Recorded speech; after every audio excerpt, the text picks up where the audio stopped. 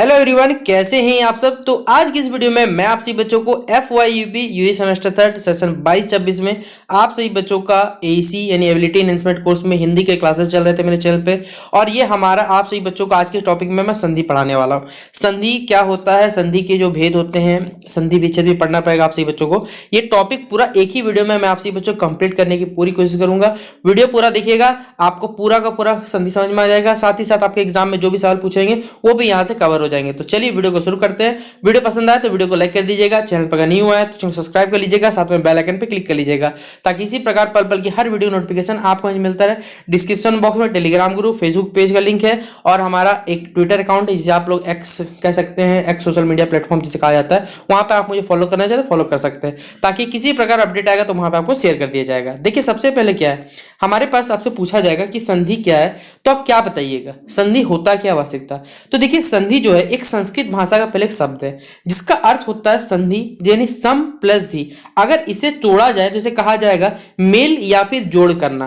अतः कोई भी अगर हमारे पास दो निकटवर्ती वर्ण है, वर्ण आप समझते होंगे, ठीक है, वो दो निकटवर्ती वर्णों के परस्पर मेल से जो विकार विकार यानी हमारे पास हिंदी में होता है परिवर्तन होता है, उसे हम क्या कहते हैं, संधि कहते हैं। जैसे एग्जांपल के थ्रू समझने की कोशिश करिएगा। देखिए यहां पर हमारे पास क्या है, दो वर्ड्स है, ठीक है, दो वर्ण है, एक सम नाम का वर्ण है, तोष नाम का वर्ण है। अगर हम इन दोनों को जोड़ते हैं तो इन दोनों को जोड़ने से एक नया हमारे पास शब्द बनता है, उस शब्द का नाम है संतोष। यानी हमारे पास जब हम लोग दो निकटवर्ती कोई वर्ण को जोड़ते हैं और उनके मेल से क्या होता है, एक नया शब्द बनता है, उसे हम लोग क्या कहते हैं, संधि के नाम से जाना जाता है। जैसे देव प्लस इंद्र देवेंद्र, भानु प्लस उदय भानुदय। इस प्रकार देखिए शब्दों के मेलजोल यानी शब्दों के कह सकते हैं मिलाने पे जो हमारा नया शब्द बनता है उसी का नाम हम लोग क्या जानते हैं, संधि के नाम से जाना जाता है। तो आशा करूंगा कि आप सभी बच्चों सबसे पहले संधि का परिभाषा समझ में आ गया होगा कि परीक्षा में लिखने अगर बोला जाएगा तो क्या लिख सकते हैं आप कि दो निकटवर्ती वर्णों के परस्पर मेल से जो विकार या तो कह सकते हैं जो परिवर्तन होता है वो हमारे पास संधि कहलाता है। और यहां पर आप लिखना चाहे तो लिख दीजिएगा, यहां से आराम से ऑप्शन में जो बोलेगा सम प्लस तो समतोष,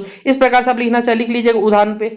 अब देखिए अगर पेपर हमसे पूछा जाता है कि संधि की कुछ विशेषताएं बताएं या फिर लिख सकते हैं संधि की विशेषताओं के बारे में चर्चा करें, तो आप क्या लिख सकते हैं। यहां पर मैंने आपसे बच्चों 3 पॉइंट लिखा हुआ है कि पास पास स्थित जो पदों के समीप जो विद्यमान वर्णों के मेल से होने वाले विकार को संधि कहते हैं। यानी पहला तो आप चाहे तो संधि की परिभाषा यहां से लिख सकते हैं और इसी में देखिए नया परिभाषा भी लिख सकते हैं, कोई जरूरी नहीं कि आपको विशेषता बतानी होगा, चिंता मत करिएगा।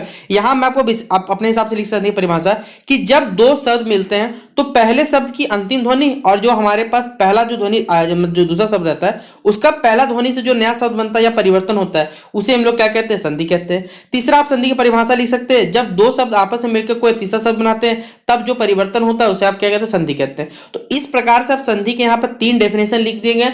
आपको जो इजी लगता है अपने हिसाब से बना के लिखना चाहे तो वो भी लिख सकते हैं, जैसा आपको सही लगा आप लोग पेपर में बना के लिख सकते हैं। अगला देखिए हमारे पास एक आता है संधि विच्छेद। क्या होता है संधि विच्छेद, देखिए आपने क्लास 10 तक पढ़ाई होगा, उसके बाद 11 12 आप जिस भी बैकग्राउंड से बिलोंग करते होंगे तो आपको चेंज हो गया होगा, लेकिन थोड़ा सा रिकैप करिएगा ना पुरानी बातों को, आपको सारा का सारा याद आ जाएगा। तो संधि किए गए शब्दों को यानी जो हमने संधि किए हुए शब्द बनाए उनको अलग अलग पहले की तरह करना। यानी अगर कहा जाए हमारे पास जैसे ये उदाहरण है हमारे पास जो लिखा हुआ संतोष, तो अगर हम इसे तोड़ देंगे तो तोड़ना ही क्या कहलाता है, बेसिकली हमारे पास संधि विच्छेद। विच्छेद मतलब ये होता है देखिए अलग करना कोई चीज को, तो संधि द्वारा जो शब्द बने उनको अलग करना क्या कहलाएगा, हमारे पास संधि विच्छेद कहलाता है। अब यहाँ पर दूसरा यही परिभाषा लिखा हुआ हमारे पास, जैसे यहाँ संधि का उदाहरण लिखा हुआ, आप लिखना चाहे हिमालय को तोड़ सकते हैं आप क्या, हिम जोड़ालय।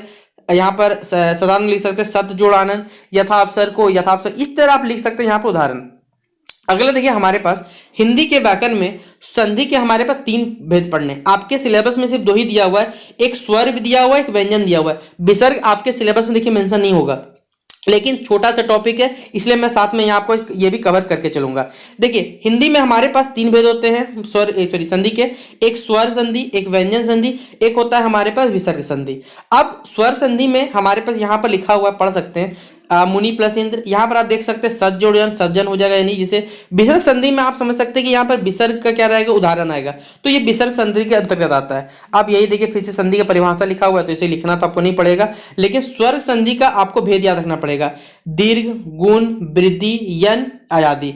टोटल इसके 5 भेद होते हैं स्वर संधि के। व्यंजन संधि का आपको कोई भेद नहीं पढ़ना, विसर्ग का भी कोई नहीं पढ़ना, लेकिन ये आपको पढ़ना पड़ेगा, ठीक है।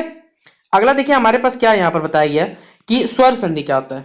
जब स्वर के साथ स्वर का मेल होता है तब जो वहां पे परिवर्तन होता है उसे हम लोग क्या कहते हैं, स्वर संधि। जैसे आपको मालूम होगा, आप हिंदी में स्वरों की संख्या जैसे आपने पढ़ाई होगा इंग्लिश में वोवेल्स और कॉन्सोनेंट, ठीक है, इसी तरह हमारे पास हिंदी में पढ़ते हैं स्वर संधि और व्यंजन संधि। हमारे पास इस स्वरों की संख्या टोटल कितनी है, तो हमारे पास 11 होती है, और जो बचे हुए रह गए उनको हम लोग व्यंजन वन के नाम से जानते हैं या फिर व्यंजन संधि आप कह सकते हैं। तो जब दो स्वर हमारे पास मिलते हैं और उससे जो तीसरा नया स्वर बनता है उसे हम लोग क्या कहते हैं, स्वर संधि कहा जाता है। और हमारे पास इसके देखिए कुछ उदाहरण यहाँ आपको समझाए गए हैं, जैसे आप देख सकते हैं स्वर संधि के उदाहरण है वसुर प्लस अरि, सुरारी हो गया, विद्या जोड़ आलय, विद्यालय हो गया, मुनि प्लस इंद्र, मुनिंद्र हो गया, श्री प्लस श्रीस हो गया, गुरु प्लस उपदेश, गुरुपदेश हो गया। इस प्रकार देखिए यहाँ पर जो सारे के सारे वर्णों का इस्तेमाल किया गया वो स्वर वर्ण का इस्तेमाल किया गया, अ हर्षई दीर्घ ये सब का इस्तेमाल किया गया। जहां क से लेकर ज्ञ तक जो होता है वो आपका व्यंजन वर्ण में काउंट होता है। तो यहाँ पर जितने सारे के सारे स्वर कह सकते हैं स्वर संधि में हमारे पास यहाँ पर पूरी पाठ किसका रहेगा, तो ये रहेगा हमारे पास स्वर वर्ण के आधार पर रहेगा। अब इसी का पहला जो उदाहरण है वो हमारा दीर्घ संधि। तो देखिए क्या होता है, पहले समझ लीजिए दीर्घ संधि।